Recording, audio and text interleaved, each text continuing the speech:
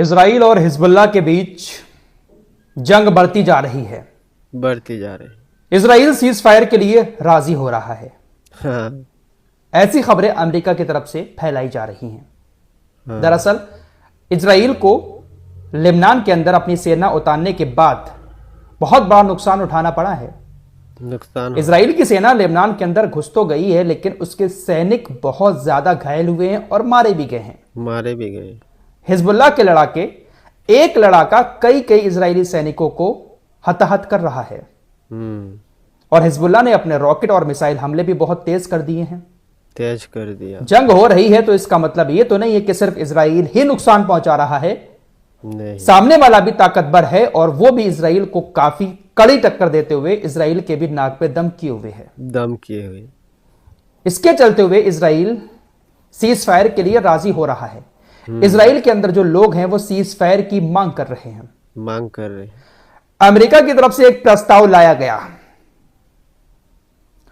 पहले ये प्रस्ताव हिजबुल्लाह के जो नए नेता हैं नईम कासिम, शेख नईम कासिम के पास रखा गया। उन्होंने इस प्रस्ताव पर सहमति जताई।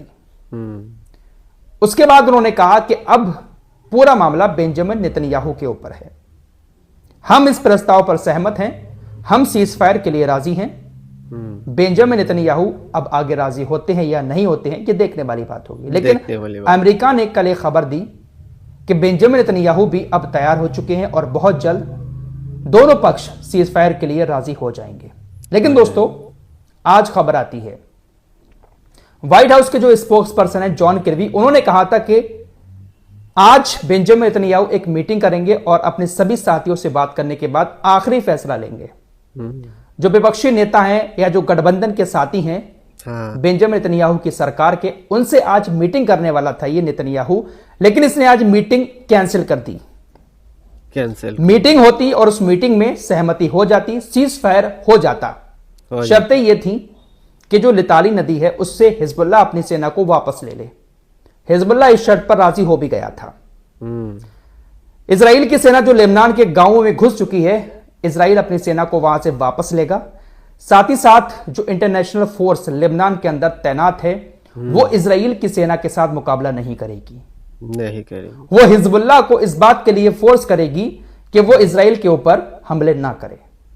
ये तीन शर्तें थीं और इन तीनों शर्तों पर दोनों पक्ष राजी हो रहे थे, लेकिन बेंजामिन नेतन्याहू ने आज की बैठक जो है वो कैंसिल कर दी।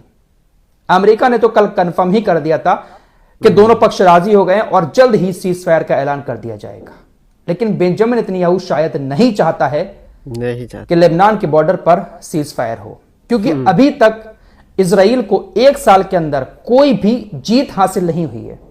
भले ही उसने कितना भी नुकसान गाजा को लेबनान को पहुंचा दिया हो, लेकिन ऑफिशियली जीत को डिक्लेयर अभी नहीं किया है। अभी भी गाजा के अंदर इजराइल की सेना इधर उधर भटक रही है। अपने बंधकों को जब तक इजराइल नेतन्याहू नहीं छुड़ा पाएगा तब तक इजराइल जीत की घोषणा नहीं कर सकता। बेंजामिन नेतन्याहू का राजनीतिक करियर पूरी तरीके से तबाह हो जाएगा अगर बेंजामिन नेतन्याहू सीज फायर कर लेता है। क्योंकि कुछ कट्टरपंथी नेता ऐसे हैं इसके साथ जो नहीं चाहते हैं कि सीज फायर हो।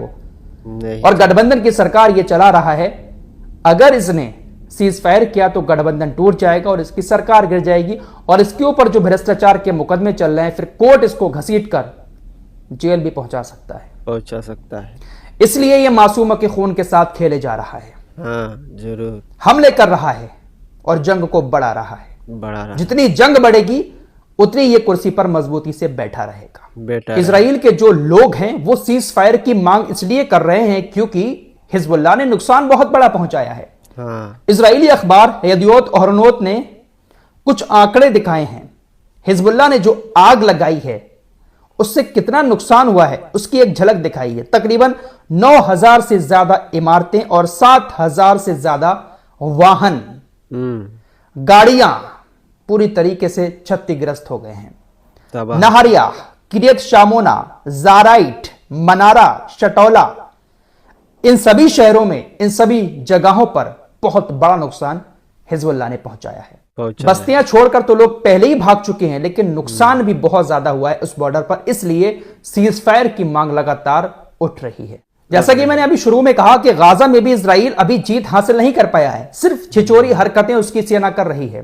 हाँ जरूर। सहायता जो पहुंच रही है गाजा में उसको रोक रही है इजराइल की सेना, जिसके चलते हुए जो नागरिक सुरक्षा में लगी हुई टीमें थी गाजा के अंदर, गाजा शहर में, उन्होंने अब अपने वाहनों को पूरी तरह से रोकने का ऐलान कर दिया है कि हम अब गाजा के शहरों में गाजा के नागरिकों की सुरक्षा में अपनी गाड़ियां नहीं चला सकते, अपने लोगों को वहां पर नहीं भेज सकते, क्योंकि इजराइल की सेना हमें जानबूझकर निशाना बना रही है। हम अपनी गाड़ियों को लेकर गाजा के लोगों की सहायता करने जाते हैं और गाड़ियों पर हमारे हमले किए जाते हैं, हमें ही निशाना बनाया जाता है, मदद करने से रोका जाता है। लिहाजा हम पूरी तरीके से अपनी गाड़ियों को रोक रहे हैं। पिछले 1 महीने के अंदर इजराइल ने बहुत सारी सहायता एम्बुलेंस को निशाना बनाया। इजराइल गाजा में हमले करता है, हमलों में जो घायल लोग होते हैं उनकी सहायता के लिए कुछ सहायता कर्मी वहां पर पहुंचने की कोशिश करते हैं, लेकिन इजराइल की सेना उनको भी रोक लेती है, एम्बुलेंस को भी उनके पास नहीं पहुंचने देती है। तो यही छिचोरी हरकतें कर रही है इजराइल की सेना, लेकिन बंधकों को नहीं छुड़ा पा रही है, बस निहत्थे मासूम लोगों को निशाना बनाया जा रहा है। दोस्तों, लगातार मैं आपसे कहता हूं कि अमेरिका का राष्ट्रपति चाहे कोई भी बन जाए, लेकिन वो इजराइल के खिलाफ कभी नहीं जाएगा। डोनाल्ड ट्रंप का बयान आ चुका है, जो गिरफ्तारी वारंट जारी हुआ है बेंजामिन नेतन्याहू का, उस मामले पर करीम खान ने इंटरनेशनल क्रिमिनल कोर्ट के मानवाधिकार के जो वकील हैं करीम खान, उनको लेकर डोनाल्ड ट्रंप ने कहा है, इन्होंने ये जो फैसला सुनवाया है इंटरनेशनल क्रिमिनल कोर्ट के ऊपर दबाव डाल के अरेस्ट वारंट का, इसके चलते हुए हम करीम खान पर पूरी तरीके से प्रतिबंध लगाएंगे। तो डोनाल्ड ट्रंप भी बेंजामिन नेतन्याहू के लिए करीम खान के ऊपर प्रतिबंध लगाने जा रहा है। अमेरिका कभी भी इजराइल के खिलाफ नहीं जा सकता। वीडियो की शुरुआत में मैंने एक बात और कही कि जो कट्टरपंथी नेता हैं बेन गवीर जैसे, वो तुरंत इस्तीफा दे देंगे अगर सीज फायर होता है। आज अभी कुछ देर पहले ही इसने ये बयान दिया है कि 2 महीने पहले का मैं आपको अपना बयान याद दिलाता हूं, आपने 2 महीने पहले भी सीज फायर की पहल की थी, उस वक्त भी मैंने कहा था कि मैं इस्तीफा दे दूंगा, सीज फायर नहीं हुआ था। लेकिन अगर आप फिर से सीज फायर के मामले पर राजी होते हैं तो तुरंत मेरा इस्तीफा आपकी मेज पर होगा।